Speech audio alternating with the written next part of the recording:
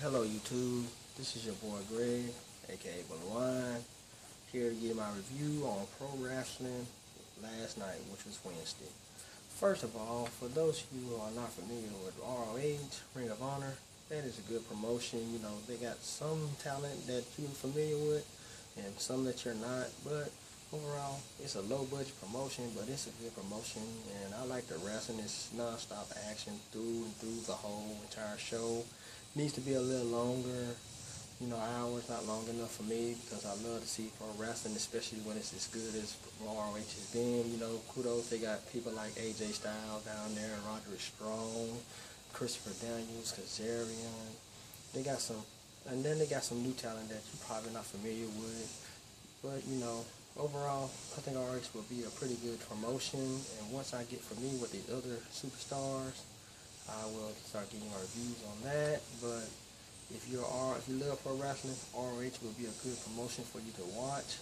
But after that comes on TNA, and on TNA it starts off with Kurt Angle coming to the ring, talking about how he's gonna defeat EC3 next Wednesday at Bell for Bell, and how he's gonna make him his first loss and make him tap out. Then EC3 comes to the ring and starts talking about all the things that he's done since he's been in TNA, how he's undefeated, how he's beating people like Bully Ray, Kurt Angle, Sting. And then Kurt Angle tells him just cut the crap and tell him who his opponent is. So EC3 says your opponent for the night, and the music hits. It's Jeff Hardy's music, but out comes Matt Hardy. So there's your main event for the night, Matt Hardy and Kurt Angle. Alright, after that, our first match of the evening was the X Division match between Tigre Uno, Low Ki, and Great O, which with the winner would be the new Ultimate X champion, in which Tigre Uno wins. Kudos to Tigre Uno, good job. You know, Tigre Uno, he was trained by the famous Rey Mysterio, which is the father of Rey Mysterio Jr. So that's a good thing for Tigre Uno. Very proud of you, Tigre. Keep the good work. So then we have Bram comes out there talking about how he's ready to fight anybody from the past. But on that segment, so the next match though was Velvet Sky versus Angelina Love. As many people may know, Velvet Sky was fired from TNA supposedly because she had reached the briefcase in the Fist of Fire match, which she handed to Robbie E. But being the fact that she was the one who grabbed the briefcase, even though she wasn't in the match, they fired her. So in this match, if Velvet Sky beats Angelina Love, she comes back to TNA. So they go back and forth. Velvet Sky really dominates the whole match pretty much. Then she hits her with a finisher, which is the Stoner. Gets the 1, 2, 3. Velvet Sky back TNA. Good job, TNA. You know, to me, I think Velvet Sky is one of the best TNA knockouts ever. So, you know, the knockout division just got even better with her there since Gail Kim is out for I don't tell her how long. So then we have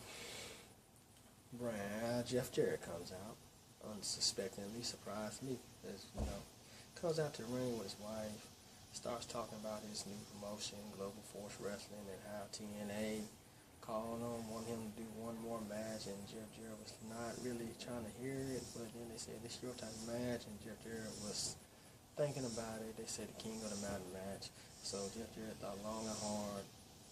Then he decided, okay, well, since it is King of the Mountain match, I'll be there, which will take place this Sunday as my anniversary, so looking forward to seeing Jeff Jarrett in action again. Haven't seen him wrestle in a while.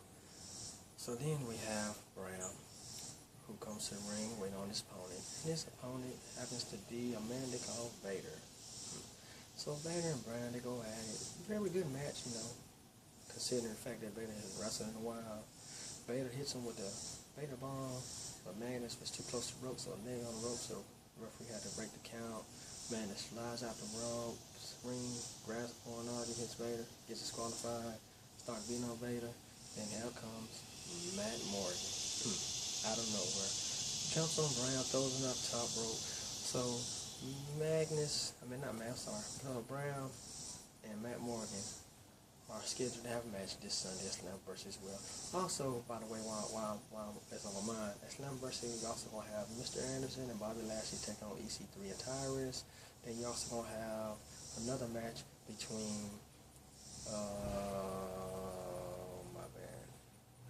Oh, Magnus and James Storm in an unsanctioned match. Looking forward to that one. Because you know Magnus is looking for revenge after all the stuff that James Storm has been putting him and his wife, Mickie James, through, and their child, Donovan.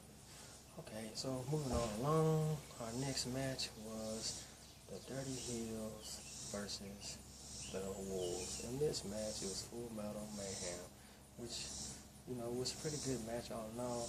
The Dirty Hills needed to win this match, because if they don't win and they lose this match, then the Wolves becomes the new tag team champion. So, Dirty Hills do what Dirty Hills does best.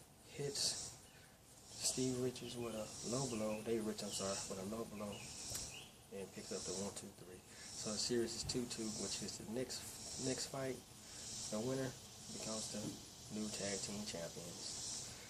So after that, then they had a little promo with MVP. They talk asking about the dissension between him and his group, the Beatdown Clan. MVP said, "Oh, we all right. You know, the Beatdown Clan is getting bigger and better." So he said he believes that. So now we're waiting to see what he's talking about. So then we have Christopher Melendez and Eric Young. Eric Young has been messing with Christopher Melendez, pulled his leg out a couple of weeks ago during a match. So Chris Melendez looks for revenge and doesn't get it. Eric Young power drives him, ends the match 1, 2, 3. So then we go to the main event.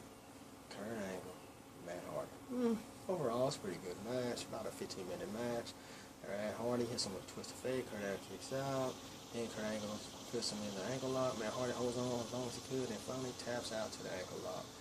So, you know, overall, TNA, I give it a 5. You know, I rate it at 1 point better than WWE because they are trying to do things. I see they're trying to have a brighter spot in the organization. They're starting to have more relationships with other promotionals to try to promote Jeff Jarrett's wrestling with theirs, and maybe they can coexist together and, you know, have interpromotional wrestling to help build ratings and help compete with WWE.